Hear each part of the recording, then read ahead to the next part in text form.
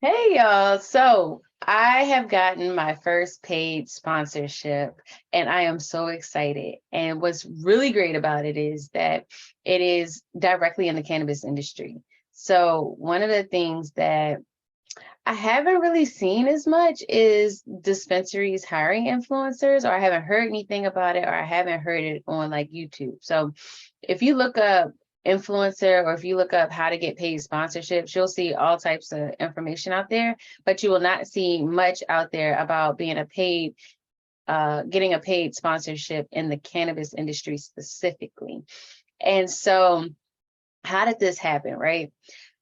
The the dispensary that I did the paid sponsorship for actually hired a marketing agency, and the marketing agency did research on me. They looked me up on the internet. They Googled me, whatever. They looked at my LinkedIn page. They looked at my Cannabis Nursing Solutions on Instagram page. I'm not really present on my TikTok, but they were aware that I had a TikTok as well. And essentially was like, your message aligns with our client's message, and we think you would be a good fit to be an influencer or somebody that will pay to do a partner with to share our message. And I'm like, what? Yes, like absolutely.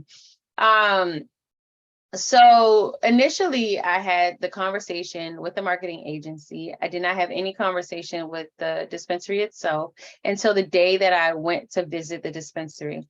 The marketing agency facilitated all the conversations, facilitated the date that I would go out to the dispensary, all of those things.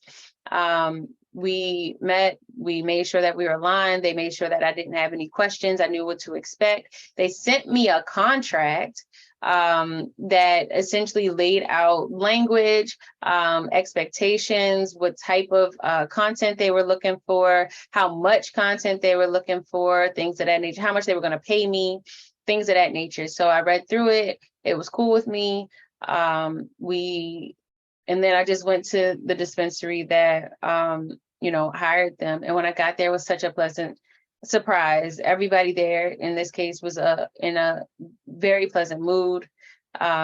Generally in the cannabis industry, you'll find that people are in decent moods. And they were so welcoming. It was so heartwarming. It was so inspiring to be in the space and to kind of just ask questions and, just record those natural, like real conversations. Like nothing that we did was like made up or staged or anything. They just wanted me to come, be present, be in the content, facilitate conversations. And that's what we did. Ultimately, I met some really great people. I think the biggest takeaway that I got from doing this was really just building up my network, meeting some new people. I mean, the money is nice. I think we all are looking for sponsorship opportunities or looking for opportunities in general to make money. I think that's all well and good. But somebody told me a long time ago, the it's really about the back end money. The back end money is what matters. And so part of it is through building up and nurturing and connecting with different people in the industry that you're trying to impact. And essentially that's another group of people that now know who I am and I know who they are. And we have pretty much a decent relationship right now. And it's up to me to nurture that. And if they want to, they can too, but definitely on my end, I know that I need to nurture that relationship.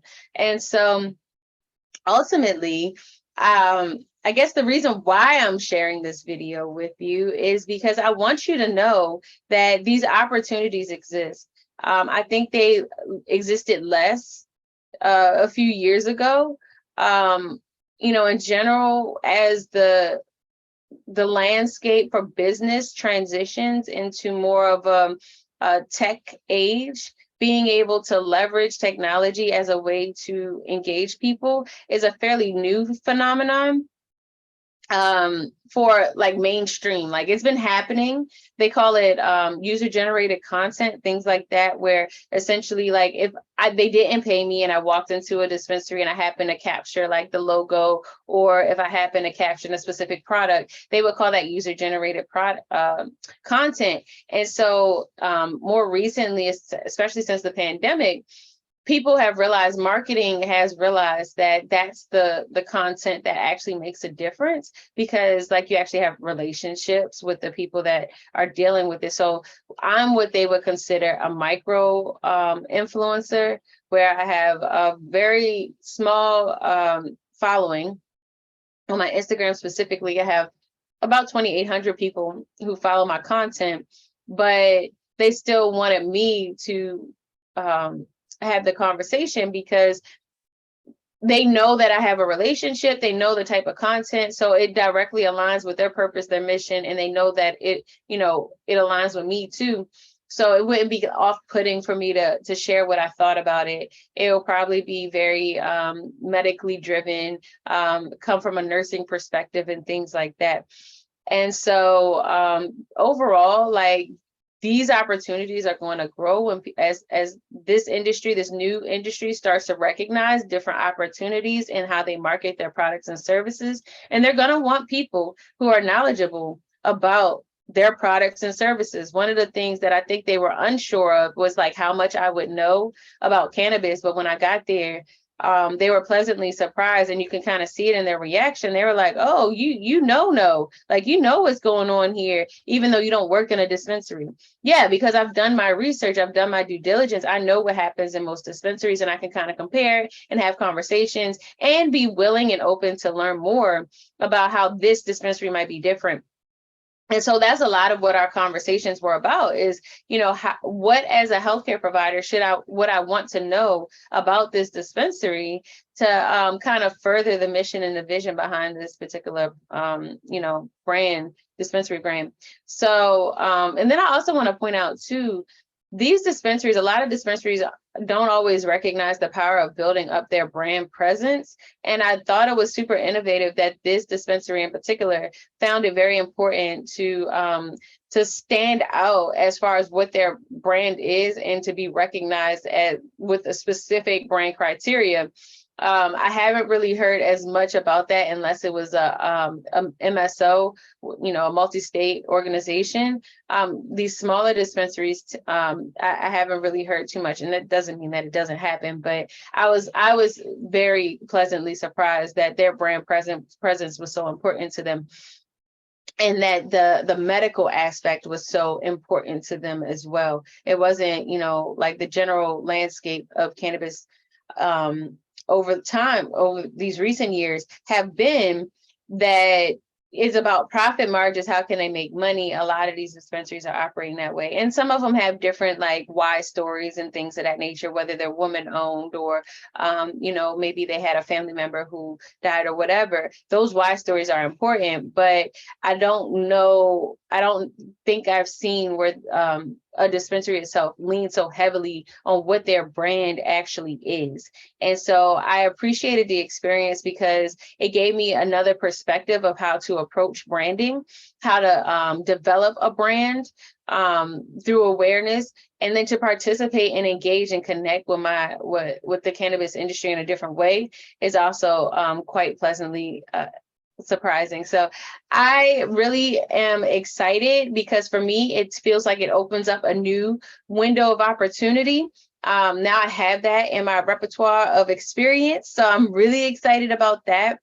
I ultimately, I always say this, the cannabis industry is just starting. Like, we're at the beginning of this industry. It's volatile right now. I know it might seem scary to enter the cannabis industry. There's a lot of stigma out there, yes, but these conversations are evolving, especially with Maryland going rec, and some other states, New Jersey, some other states have gone rec as well.